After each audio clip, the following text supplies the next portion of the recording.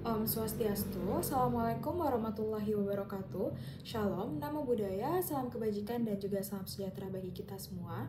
Selamat siang dokter, perkenalkan kami dari SGDB 2. Di sini kami izin untuk mempresentasikan student project kami pada blog Behavior Change and Disorder dengan judul Serotonin-like Syndrome.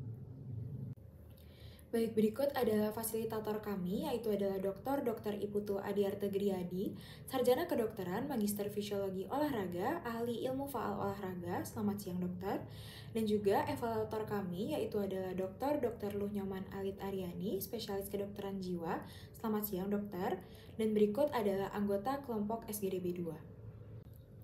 Baik, sebelumnya perkenalkan, saya Danindra Kansastianingrum dengan 3 digit NIM terakhir 104. Di sini saya izin untuk melakukan penjelasan pada bab 1, yaitu latar belakang, di mana latar belakang dari student project kami adalah serotonin adalah neurotransmitter yang mempengaruhi berbagai fungsi tubuh seperti suasana hati, siklus tidur, dan juga kognisi. Namun, stimulasi yang berlebihan pada sistem serotonin, terutama akibat penggunaan obat-obatan serotonergic seperti SSRI dan juga SNRI dapat menyebabkan serotonin-like syndrome.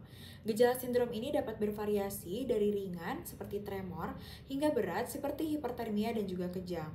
Lalu ini juga bisa mengancam nyawa jika tidak segera diobati. Lalu karena terdapat peningkatan penggunaan obat-obatan serotonergic, maka diperlukan kesadaran dan juga pendidikan lebih luas di kalangan tenaga medis maupun masyarakat untuk mendeteksi dan juga menangani sindrom ini dengan lebih baik. Baik, mungkin sekian yang dapat saya sampaikan. Selanjutnya akan dilanjutkan oleh rekan saya. Terima kasih. Perkenalkan, nama saya Muhammad Alvaro Putra Azizi. 3 digit NIM terakhir 233. Saya di sini menjelaskan rumusan masalah, tujuan penulisan, dan manfaat penulisan. Untuk rumusan masalah itu apa definisi dan penyebab, lalu apa gejala klinis dan cara mendiagnosis, serta cara mencegah dan mengobati sindrom serotonin. Dari tujuan yaitu untuk mengetahui pertama definisi dan penyebab, kedua gejala klinis dan cara mendiagnosis, dan ketiga cara mencegah dan mengobati sindrom serotonin.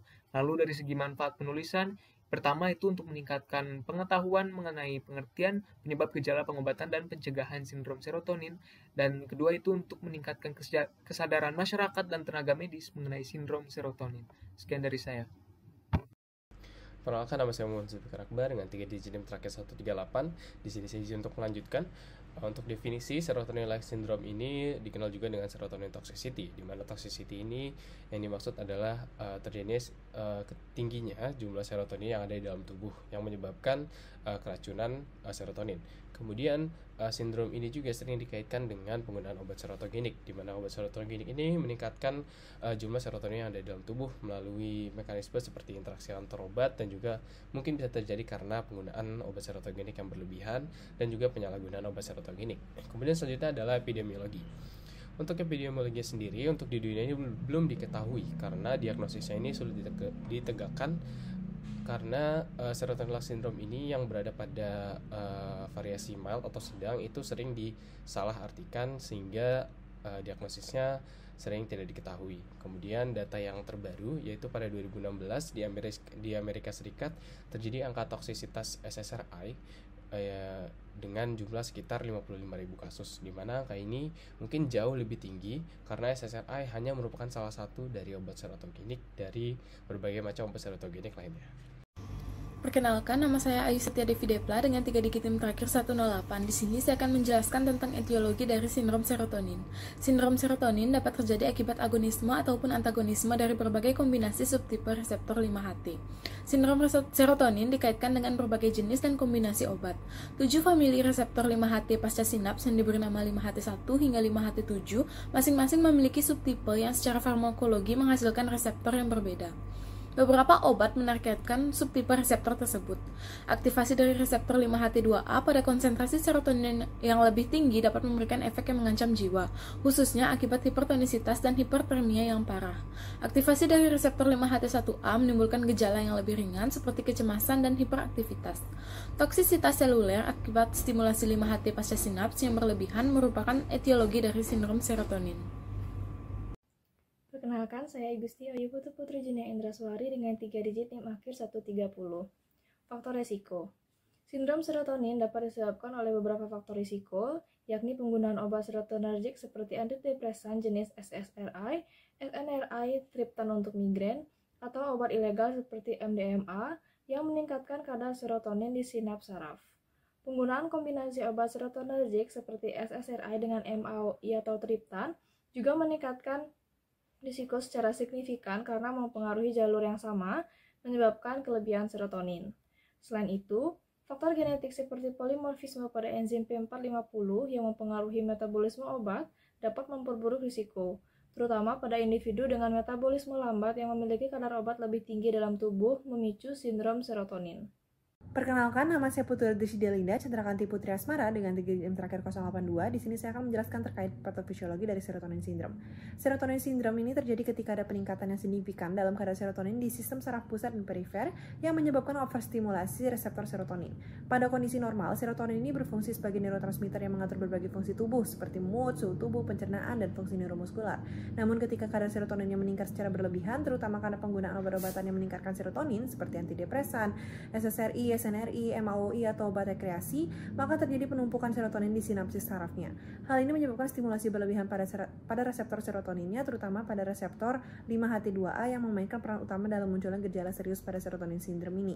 Pada sistem saraf pusat, stimulasi berlebihan reseptor serotonin ini memicu disfungsi otonom dan neuromuskular.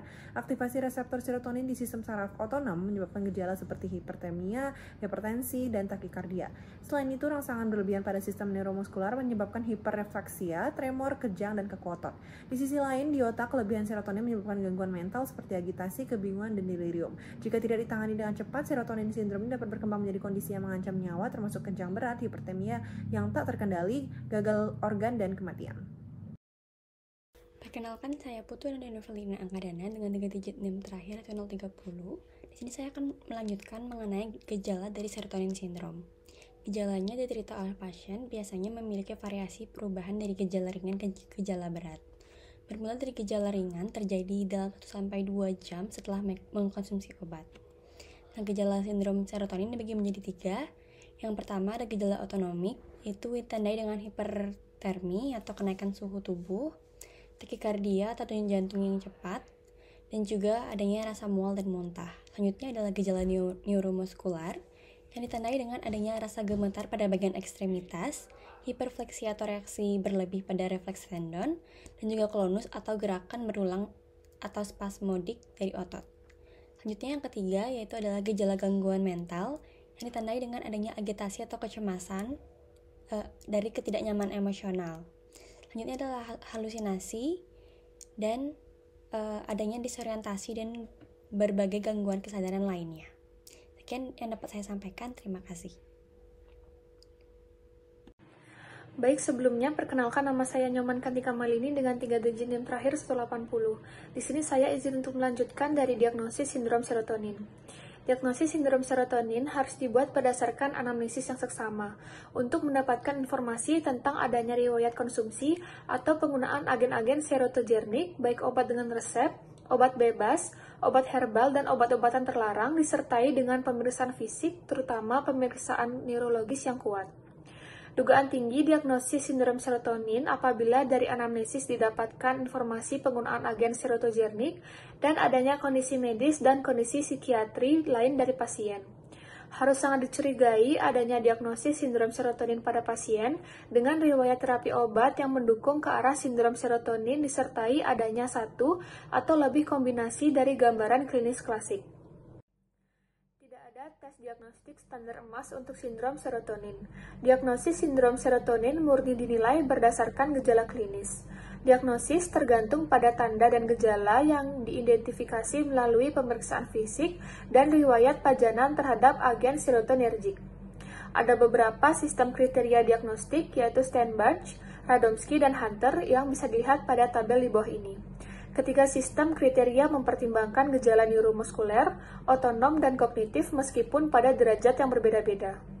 Perkenalkan, nama saya Niko Mangwiasra Agustin dengan 3 digit NIM terakhir 004. Jadi, diagnosis banding dari serotonin syndrome dapat berupa neuroleptic malignant syndrome, malignant hyperthermia, dan juga anticholinergic toxicity. Serotonin sindrom ini dipicu oleh agen yang mempengaruhi sistem serotonergik, sedangkan neuroleptic malignant syndrome ini disebabkan oleh antagonis reseptor dopamin yaitu antipsikotik. Dari segi onsetnya, neuroleptic malignant syndrome ini berkembang dalam hitungan hari hingga minggu, sedangkan untuk serotonin sindrom ini berkembang dalam hitungan 24 jam. Gejala yang ditunjukkan oleh serotonin sindrom dapat berupa hiperaktivitas neuromuskular seperti tremor dan juga myoklonus. Sedangkan pada neuroleptic malignant syndrome, gejala yang ditimbulkan melibatkan respon neuromuskular yang lambat seperti adanya kekakuan. Kemudian untuk malignant hipertermia yang merupakan sebuah reaksi hipermetabolik otot rangka yang disebabkan oleh adanya kelainan autosomal dominan sehingga dapat menyebabkan gangguan dalam saluran pelepasan kalsium otot rangka. Hipertermia ini juga dapat disebabkan oleh adanya paparan anestesi volatil terhaloginasi dan juga paparan suksinilkolin sebagai relaksan otot. Untuk diagnosis banding yang ketiga yaitu adanya toksisitas antikolinergik yang merupakan suatu kondisi terjadinya overdosis konsumsi obat-obatan yang memiliki sifat antikolinergik. Adapun obat-obatan yang memiliki sifat tersebut antara lain antidepresan, antihistamin, obat anti-Parkinson, dan juga antipsikotik.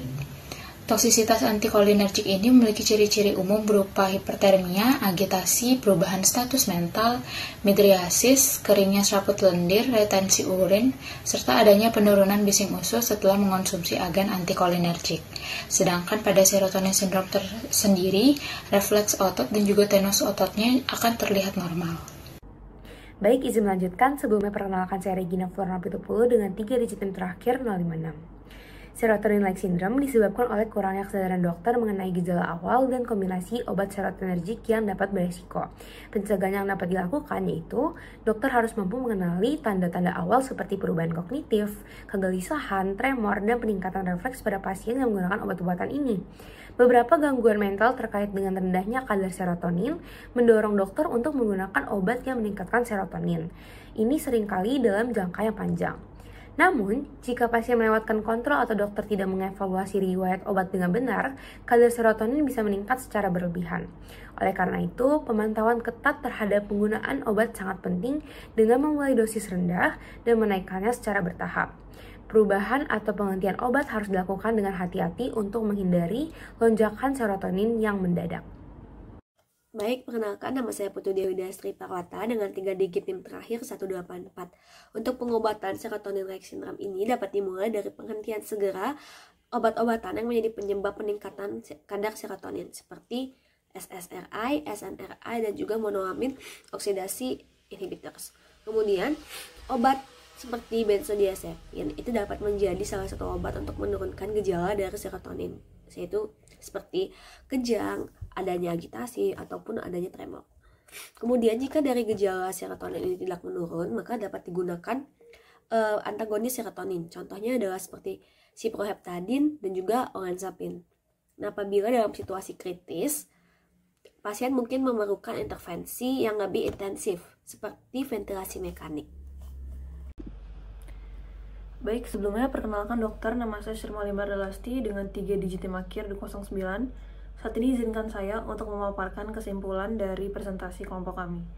Jadi berdasarkan pembahasan, sindrom serotonin merupakan kondisi akibat peningkatan kadar serotonin dari obat-obatan seperti selective serotonin reuptake inhibitors, serotonin norepinephrine reuptake inhibitors, dan monoamino oksidase inhibitors yang menyebabkan gejalanya mulai dari tremor hingga kondisi serius seperti hipertermia dan kejang. Gejalanya bervariasi, melibatkan gangguan mental, otonom, neuromuskular, serta seringkali tumpah tindih dengan kondisi lain, sehingga sulit didiagnosis. Pencegahan dan pengobatan utamanya melibatkan penghentian obat serotonergik, perawatan suportif, dan penggunaan antagonis serotonin pada kasus berat untuk mencegah komplikasi lebih lanjut. Mungkin sekian dari saya, dan selanjutnya saya akan berikan kepada rekan saya. Terima kasih. Ya, baik, selanjutnya izinkan saya untuk melanjutkan presentasi kami. Di sini saya Nayaka dengan NIM 160. Jadi di sini kita akan tutup dengan saran di mana para profesional kesehatan perlu meningkatkan kewaspadaan terhadap risiko sindrom serotonin, terutama saat memulai, mengganti, atau menambah dosis obat serotonergik. Interaksi obat-obat ini berpotensi memicu sindrom tersebut, sehingga pemahaman mendalam tentang mekanismenya sangat penting. Penelitian lebih lanjut diperlukan untuk mengembangkan strategi pencegahan dan panduan diagnosis serta pengobatan yang lebih efektif. Sekian dari presentasi kami, kurang lebihnya mohon maaf. Terima kasih. Om Santi Santi Santi Om.